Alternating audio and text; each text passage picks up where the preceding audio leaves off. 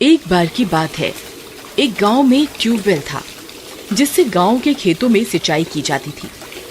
सब कुछ सही चल रहा था, लेकिन कुछ दिनों से जो भी किसान उस ट्यूबवेल का पानी अपने खेतों को सींचने के लिए इस्तेमाल करता, तो अगले दिन उसकी सारी फसल सूख जाती। अरे ये क्या? मैंने तो कल ही अपने खेत में बहुत सारा पानी डाला था, तो आज ये अचानक से ये सारी फसल सूख कैसे गई? फिर किसान को कुछ समझ नहीं आता और वो परेशान होकर अपने घर चला जाता है। राधा, हमारी सारी फसल रातों रात सूख गई। पता नहीं ऐसा क्या हुआ। अब हमारे ऊपर बहुत सारा कर्ज हो गया है। हो सकता है हमें कर्ज उतारने के लिए अपना खेत बेचना पड़े। फिर अगले दिन उसी ट्यूबवेल का पानी एक और किसान इस्तेमाल करता है और अपने खेतों में उस ट्यूबवेल का पानी डालता है। फिर अगले दिन वो देखता है कि उसकी फसल भी बर्बाद हो जाती है। इसी तरह देखते ही देखते गांव में बहुत से खेत बंजर हो जाते हैं। किसी को कुछ समझ नहीं आता कि आखिर खेत पानी देने के बावजूद सूख कैसे सकते हैं। फिर एक रात राधा परेशानी की वजह से अपने घर में इधर उधर टहल रही होती है। तभी उसे ट्यूबवेल के चलने की आवाज आती है। अरे ये क्या? इतनी रात गई, ये ट्यूबवेल किसने चालू किया? फिर वह खिड़की से देखती है तो उसे एक औरत दिखाई देती है जिसने सफेद साड़ी पहनी हुई होती है और वह उस ट्यूबवेल में नहा रही होती है। वह उसकी शक्ल नहीं देख पाती। अरे दैया, ये कैसी औरत है जो रात गए इस ट्यूबवेल में इस तरह नहा रही है? मुझे अभी से वहां से भगाना होगा। फिर राधा हाथ में डंडा लेकर उस ट्यूबवेल की ओर बढ़ती है। कौन है तू? ये ट्यूबवेल हमारा है। तेरी इतनी हिम्मत, इतनी रात गए इस ट्यूबवेल में नहा रही है? तुझे कोई शर्म हया है या नहीं? चल अभी के अभी इस ट्यूबवेल से बाहर निकल, नहीं तो एक डंडा मारूंगी, सब अकल ठिकाने आ जाएगी। राधा की चेतावनी देने के बाद भी वो औरत उस ट्यूबवेल से बाहर नहीं निकलती। अरे दैया रे, कितनी बेशरम औरत है। मेरे इतना बोलने के बाद भी इसे कोई फर्क नहीं पड़ रहा। अच्छी बात है, रुक, तुझे अभी सबक सिखाती हूँ। फिर राधा उसके ऊपर डंडे से वार करती है। उसके डंडा मारते ही वो औरत पानी के अंदर गायब हो जाती है। अरे नास मिट्टी, कहाँ चली गई, कहाँ छुप गई? कितनी देर पानी में छुपी रहेगी? सांस लेने के लिए बाहर तो तुझे आना ही पड़ेगा। मैं भी देखती हूँ तू कितनी देर तक इस पानी के बाहर नहीं आती। फिर राधा वही डंडा लेकर उसके पानी से बाहर निकलने का इंतजार करने लगती है, लेकिन 15 मिनट होने के बावजूद वो औरत पानी से बाहर नहीं निकलती। अरे दैया रे दैया, ये तो बाहर ही नहीं निकली। कहीं पानी में डूबकर मर तो नहीं गई? हे भगवान, अब मैं क्या करूं? फिर राधा डंडे को पानी के अंदर घुमाना शुरू करती है ताकि उस औरत का पता लग सके। अरे नास मिट्टी, कहाँ गायब हो गई? कहीं तेरे खून के जुर्म में पुलिस मुझे पकड़ कर ना ले जाए। फिर बहुत देर तक पानी में डंडा चलाने के बावजूद उस औरत की लाश नहीं मिलती। फिर वह डर के मारे भागती हुई वापस अपने घर जाती है और शामू को पूरी बात बताती है। हे भगवान, ये क्या हो गया? राधा, कहीं तुमने उस औरत को जान से तो नहीं मार दिया? चलो, हमें अभी खेत पर जाना होगा। फिर वे दोनों खेत की तरफ जाते हैं और ट्यूबवेल में उस औरत की तलाश करने लगते हैं। वे दोनों ट्यूबवेल पर खड़े होकर डंडे से उस औरत को तलाशते हैं, लेकिन उस औरत का कोई नामो निशान नहीं मिलता। अजी, एक काम कीजिए, आप इस ट्यूबवेल के अंदर जाइए और उसकी तलाश कीजिए। फिर शामू उस ट्यूबवेल के अंदर कूद जाता है और उस औरत को अपने पैरों से ढूंढने लगता है। अजी, ये पैरों से क्या तलाश रहे हो जी? पानी के अंदर जाके क्यों नहीं तलाश करते? फिर शामू पानी के अंदर जाकर उसकी तलाश करता है। राधा कुछ देर तक वहीं इंतजार करती रहती है, पर शामू पानी से बाहर नहीं आता। अजी, कुछ मिला आपको? अजी, सुनते हो? अब आप कहाँ गए जी?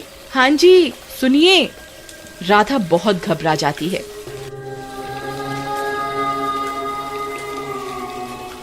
हे भगवान, अब ये कहाँ रह गए? अरे मर गई रे, अब तो बहुत देर हो गई। ये इतनी देर बिना सांस लिए कैसे जिंदा रहेंगे? अरे मर गई रे। अजी, सुनते हो? आप कहाँ हो? मुझे अभी किसी को मदद के लिए बुलाना होगा। फिर राधा भागती हुई जाती है और सरपंच का दरवाजा खटखटाती है। अरे सरपंच जी, सुनिए, जल्दी बाहर आइए ना, मैं तो बहुत बड़ी मुसीबत में फंस गई हूँ। अरे क्या हुआ राधा? तुम इतनी घबराई हुई क्यों हो? क्या हुआ? फिर राधा सरपंच को पूरी बात बताती है। ऐसा कैसे हो सकता है? उस ट्यूबवेल की गहराई तो मात्र 4 फुट ही है। भला उसमें कोई कैसे डूब सकता है? चलो मेरे साथ, मैं अभी देखता हूँ कि आखिर माजरा क्या है। फिर सरपंच अपने साथ कुछ गांव वालों को लेकर ट्यूबवेल की ओर चल देता है और कुछ ही देर में वे सब वहां पहुंच जाते हैं। हरिया, जरा ट्यूबवेल में जाके देखो तो क्या गड़बड़ है। फिर हरिया ट्यूबवेल में उतर जाता है। तभी अचानक से हरिया भी ट्यूबवेल के अंदर डूब जाता है और बाहर नहीं आता। उस ट्यूबवेल से डरावनी डरावनी आवाजें आने लगती हैं। अरे मर गई रे सरपंच जी, अब ये हरिया कहाँ रह गया? इतनी देर हो गई, ये बाहर क्यों नहीं आया अब तक? अरे हरिया, तुम कहाँ हो? हरिया, हरिया, क्या तुम मुझे सुन सकते हो? हरिया, अरे कमबख्त, कहाँ मर गया? बाहर क्यों नहीं निकलता? कालू, बहुत देर हो गई, हम और इंतजार नहीं कर सकते, नहीं तो बिना सांस के हरिया मर जाएगा। तुम जल्दी ट्यूबवेल में जाओ और उसे बाहर निकालो, कहीं वह बेहोश ना हो गया हो। सरपंच जी, रामू को बोल दीजिए ना, मुझे थोड़ा जुकाम हो रहा है और पानी भी ठंडा होगा। रामू, अभी के अभी इस ट्यूबवेल में जाओ और हरिया को बाहर निकालो। ठीक है सरपंच जी, जैसी आपकी आज्ञा। फिर इतना बोलकर रामू भी उस ट्यूबवेल में उतर जाता है। तभी उसे एहसास होता है कि कोई उसका पैर अंदर की ओर खींच रहा है। अरे अरे मर गए रे! कौन है भाई? कौन है जो मुझे अंदर खींच रहा है? अरे सरपंच जी, मेरी मदद करो, कोई मुझे इसके अंदर खींच रहा है। छोड़ छोड़ छोड़! फिर देखते ही देखते रामू भी उस ट्यूबवेल के अंदर डूब जाता है और गायब हो जाता है। वे सब लोग एक दूसरे की शक्ल देखते रह जाते हैं। कालू, जरा देख तो सही, क्या हुआ? क्यों रे बुड्ढे, मुझे बेवकूफ समझा हुआ है क्या, जो मैं मरने के लिए इस ट्यूबवेल के अंदर जाऊंगा? दिखाई नहीं दिया क्या इसने किस तरह इतने लोगों को हमारी आंखों के सामने निगल लिया? ये ट्यूबवेल पर जरूर किसी चुड़ैल का साया है, तभी इसका पानी खेतों में डालते ही पूरी फसल बर्बाद हो जाती है। अब मैं यहाँ नहीं रुकने वाला, यहाँ जरूर किसी भूत प्रेत का चक्कर है। वे लोग आपस में बातें कर ही रहे होते हैं कि तभी डरावनी डरावनी आवाजें आने लगती हैं। अरे मर गए रे सरपंच जी, आपने ये आवाज सुनी? ये जरूर उसी चुड़ैल की आवाज है जो लोगों को इस ट्यूबवेल के अंदर खींच रही है। अब मैं यहाँ एक पल भी नहीं रुकने वाला।